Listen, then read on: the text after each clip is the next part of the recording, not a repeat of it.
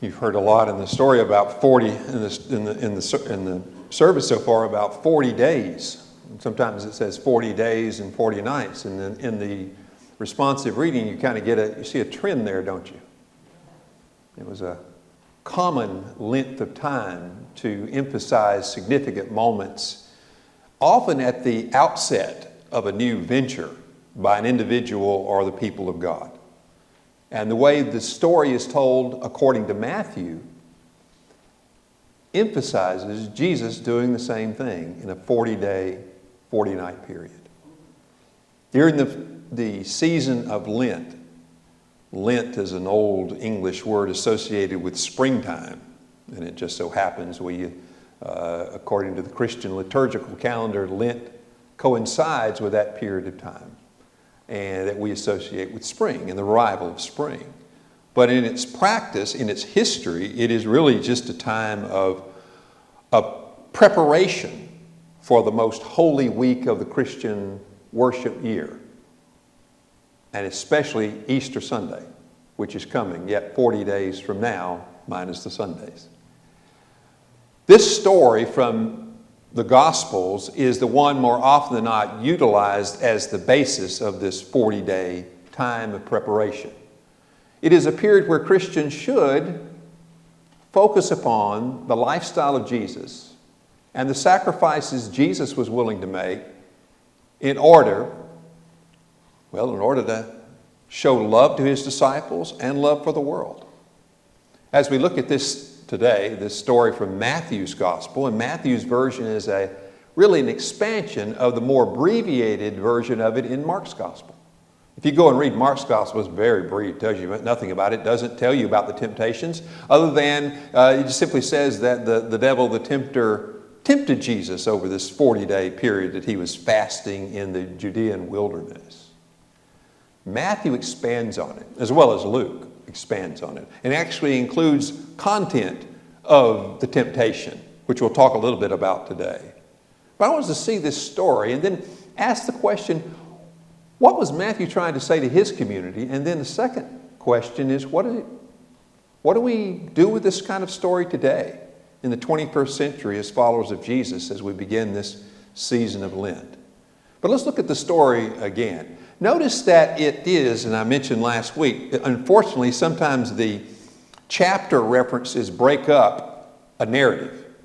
Jesus has just been baptized. And you remember what happened at that baptism. According to Gospel of Matthew, it says there when Jesus was baptized by John the Baptist, he came up out of the water, the heavens opened, the Spirit in the form of a dove came and landed on him.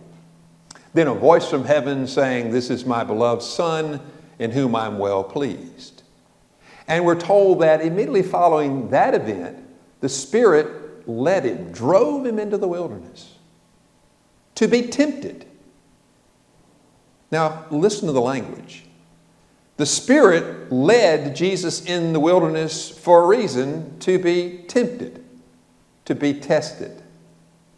For you see, this story will be reminiscent not only of the time that Moses and Elijah experienced their own testing times, 40 days worth each, but also the people of Israel spending 40 years in the what?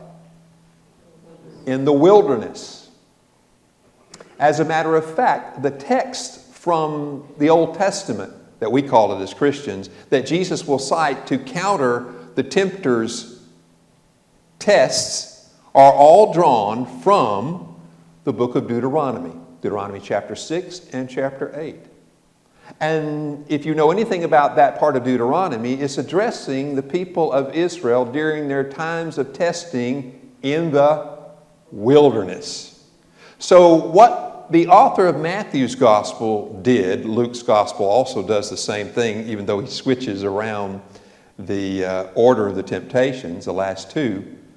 The Gospel of Matthew was trying to recast Jesus not only in light of Moses and Elijah, remember we talked about them last week on Transfiguration Sunday, but also to recast Jesus as the ultimate representative of the people of God, the ultimate model of and for Israel.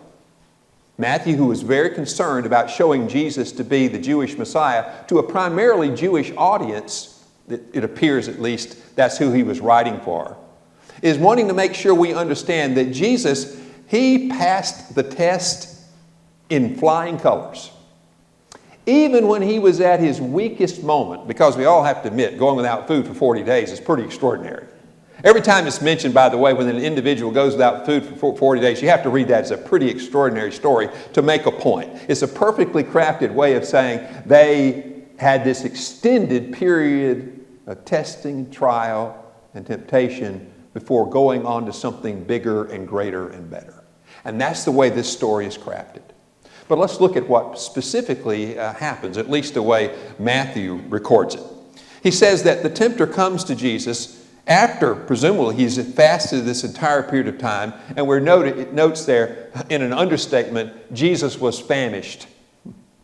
Most of us, if we go without 3 meals in one day, we understand what famished means. But if you have an extended fast, you really can appreciate what it means to be famished. So Jesus is physically weak, but as we'll see, he remains spiritually strong. Because the tempter approaches him with a series of temptations. The first one is the most basic one.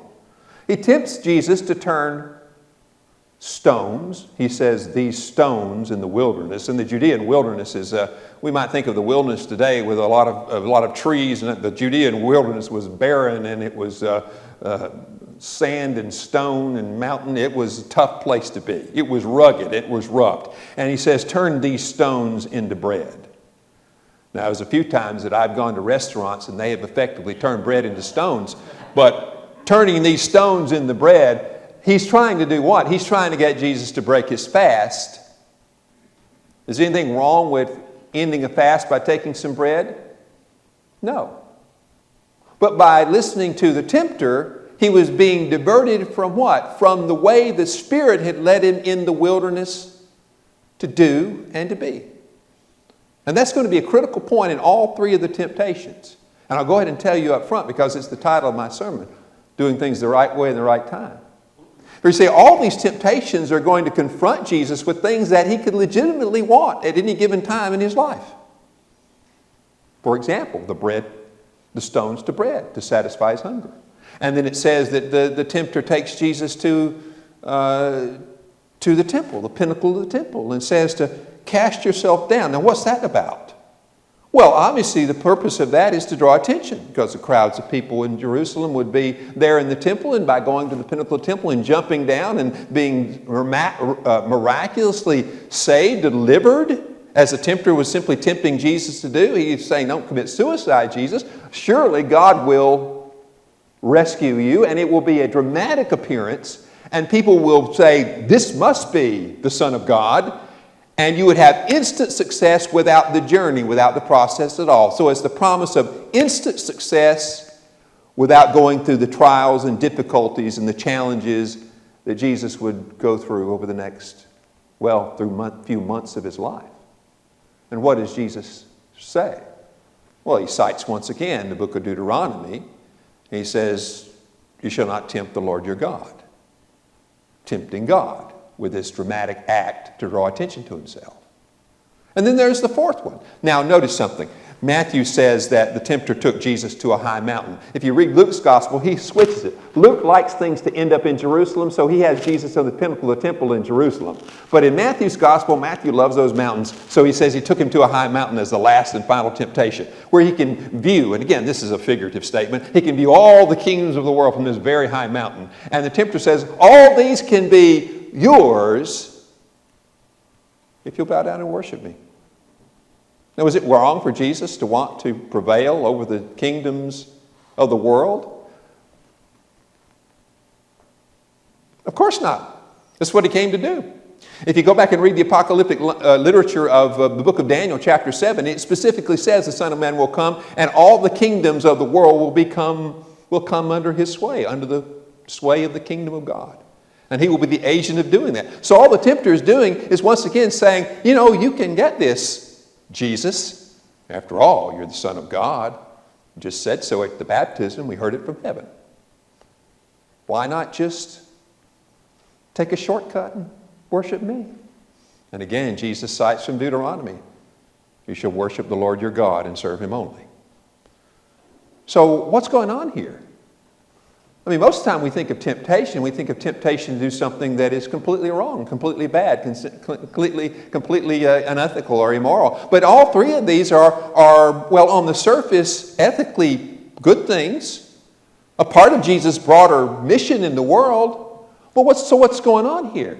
Well, he's being tempted to do a good thing, the right thing, in the wrong way at the wrong time. And you heard me talk about this before. Being an ethical person is not simply about doing good as opposed to doing something that's bad. It's also about doing the good thing the right way, the right time, for the right reasons. It's easy today to take shortcuts, ethical shortcuts, especially when you want power. Politicians are certainly tempted to do that. We will see that over the next few months. Even politicians we like, will say, I'll make this compromise, this ethical compromise, because if I don't, I won't get the power to do all the good that I want to do. You see that dynamic there? The dynamic of saying, in order to do a great thing, greater things, I'm probably going to have to do some things that are wrong to get there. It happens with preachers too. I don't want to pick on just politicians. Preachers can say things simply because they think it will build them a greater audience. Great temptation to pull your punches on things that need to be said, or to scratch and tickle behind people's ears just to get them to come follow you, be a part of what you're doing. Great temptation to do that. There are people doing a lot better than I am who are doing that. I don't want to take myself off the hook. It's easy. It's easy to pull your punches on things that in order to get a bigger following. It's easy to do. We all want people to like us. We do it at a personal level. We want to do greater good, so we hedge and we fudge and we're unethical at times. This is a challenge of this series of temptations for Jesus. It's not Jesus go out and do something that we all know is totally immoral, totally wrong, totally totally unacceptable to God. No, do things, Jesus, that you really want to do and God really wants you to do, but do it at the wrong time, in the wrong way, for the wrong reasons. So being ethical is a lot more challenging than we may think. It's not so simple. I'm a little bit worried about people who love to say morality and ethics is always black and white. The black and white is easy to see. It's when we live in the gray, shady areas and we're not 100% sure how to approach something. That's the real challenges of being an ethical person. So today on this, as we begin the Lenten journey, or continue it really, into the second week, it's important for us as we study as follows, that we study the lifestyle of Jesus, that we see the way he approached these things. You see, Matthew's community and how we might apply it, Matthew's community understood it this way. Jesus was drawing upon the rich tradition of biblical history and was applying it to, in other words, to counter the ideas of the tempter who was trying to lead him astray. We hear this today, and we hear the voice of temptation still today. Now, you've heard me say I'm not really a strong believer in a personal, actual, literal devil.